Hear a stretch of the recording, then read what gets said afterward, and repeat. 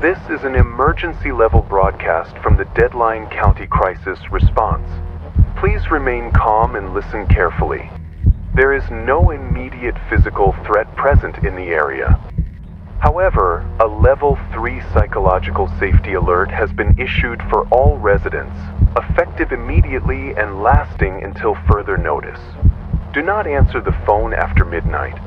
This advisory applies to all landlines, mobile phones, analog receivers, and digital devices capable of two-way voice transmission. Calls received between 12 a.m. and 3:33 a.m. are to be considered anomalous and potentially hostile. The calls will not come from unfamiliar sources. Caller IDs will display names of family members, co-workers, or deceased relatives. The voice will be soothing, familiar. It will mention things that no one else should know. The color of your childhood bedroom, the name of your first pet, the password you haven't used since high school. You may feel compelled to answer. You may believe someone is in danger or needs your help. You may even hear a child crying on the other end. Do not answer. Do not respond. Do not speak. The pattern of these calls is inconsistent but growing. Reports indicate that the voice manifests first through devices previously disconnected, unplugged landlines, dead cell phones, old rotary models with no service connected. One woman, living alone on East Vallon Drive, reported receiving a call through a pink rotary phone she hadn't used since 1996. She had kept it for decoration. It rang at 12:04 a.m. She answered out of reflex. The voice on the other end asked her how she liked the lilac perfume she'd worn in college. She hadn't mentioned that scent in years. The first symptom of exposure is difficulty hanging up.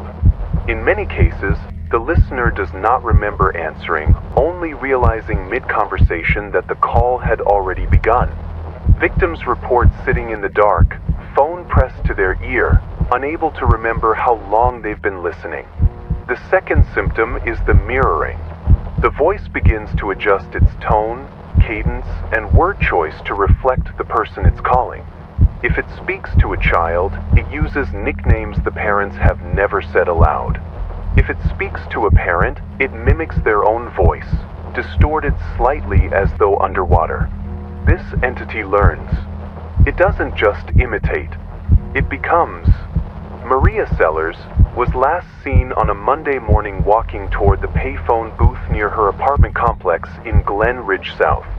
Witnesses say the phone rang as she passed. She froze. It rang again. She entered the booth and shut the door. Maria did not return home. Her parents reported her missing within hours. When officers arrived at the booth, the phone was still ringing. No one else heard it. The following day, Maria came home. Or something wearing Maria's face did. Her family reported she spoke too slowly. She blinked too little. She sat at the dinner table but didn't eat. Her voice lost emotion. Her memories didn't align. She began referring to herself as Jules. Her mother says Maria hadn't used that nickname since she was 8 years old. On the third night, Maria stood in the hallway for 7 hours straight. Her eyes were wide open. Her mouth moved as if whispering, but no sound came. When her father approached her, she reached toward his chest and repeated his social security number backwards. That was the last time her family saw her. It does not need to see you to know you.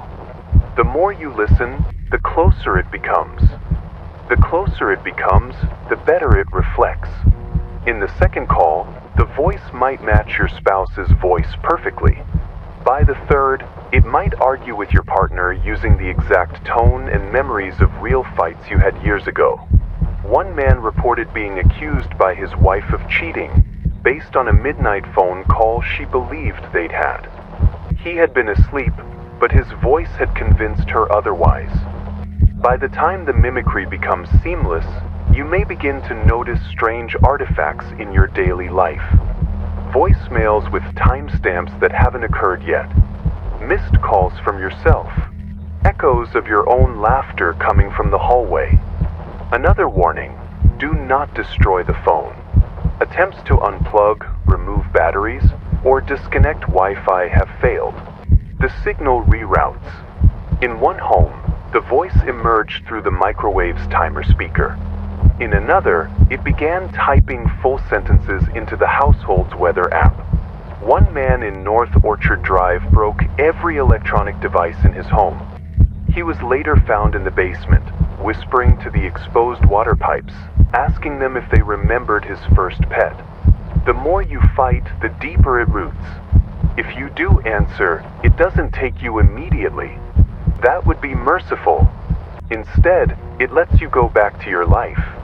You work, you eat, you sleep, and somewhere behind your eyes, something else watches. It's learning your routines, testing your reactions, smiling with your mouth.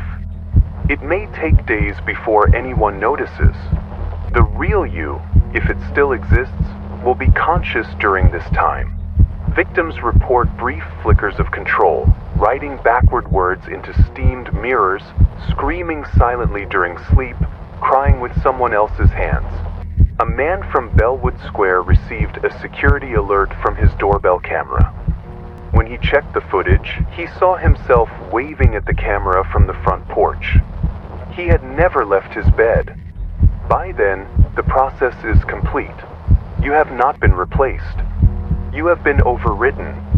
You may think you're safe by ignoring the call, but if you've heard it ring, the link is already formed. Do not answer. Do not speak. Do not remember the voice. The moment you wonder what it sounded like, it returns. There is one final detail we must report. At exactly 3:33 a.m. in affected zones, the call stops ringing, but residents report a new sound, a slow, soft knock on the wall behind them. By the time they turn around, they're no longer alone. This concludes the emergency transmission from the Deadline County Crisis Response. Please remain in your homes, disable audio output from all connected devices, and report any calls received after midnight to the non-emergency line. If you've already heard the ring, wait in silence until morning. Do not seek help. Do not answer anyone calling your name. When the ringing stops, it means you already answered. God help us all.